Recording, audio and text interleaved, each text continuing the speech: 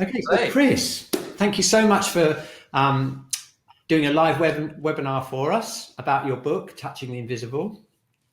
My pleasure, Cliff. My pleasure. It's been getting a lot of very good reviews. I saw a review in the Shiatsu Society Journal. So would you like to just tell us a little bit about the book and about the webinar that you're going to be presenting for us? I'd love to. Yeah, the book is a product of 3 practitioners, my 2 colleagues and myself. So Jeremy Halpin's been involved. He's from Australia. Jan Nevelius from Sweden. And we worked together for a few years, quite a few years together, and realized that we had a lot to say. We wanted to put out a book that we would have liked to have as students or young practitioners, beginning practitioners. And it's a book that we think gets inside the practice of Shiatsu in a way that we hadn't seen described before. And the kind of feedback we're getting from people is that we've, in a way, succeeded in doing that. So we've brought a lot of the nuts and bolts of Shiatsu, which can seem a little bit difficult to combine. We've brought them to life in a way that shows how we've used them in our practice over all these years. So getting inside the practice of Shiatsu was probably what we were aiming for. And it's quite an unusual format, isn't it? It's very much like a discussion format where you've got all 3 of you commenting on questions and things like that.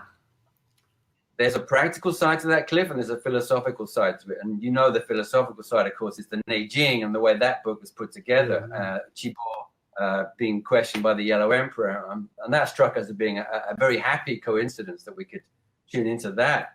But the practical side of it, Cliff, was that none of us really were writers at the time.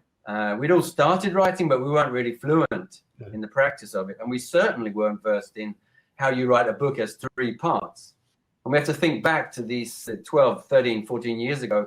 Google Docs was a new innovation at that time. So we didn't even know how to do this thing with shared documents and all these kind of things. So it really was a practical decision. Somebody interviewed us on an iPod, if you can think, it was that far back. Yeah. And then we received transcripts of our interviews, which were nonsense and gobbledygook, and we had to filter them and rewrite them 16 times. But still, it was a start. It was a way to get started. And we stuck with it because we thought that by giving our students the ability to ask us questions, it gave that perspective on Shiatsu, which we wanted.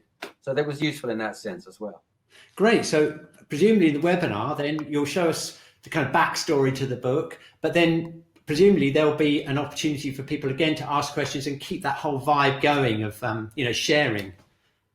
That's really what I want. And I'm all about communication, and I'm here to learn just as much as anybody else. So when the questions come, of course, they always cause you to reflect and to dig deeper into your experience and possibly things you haven't experienced and might want to experience. So it's all about learning together. Great, Chris. Really looking forward to it. And we'll see you next Tuesday on the webinar. Fantastic, Cliff. Thanks very much. Yeah, you're most welcome.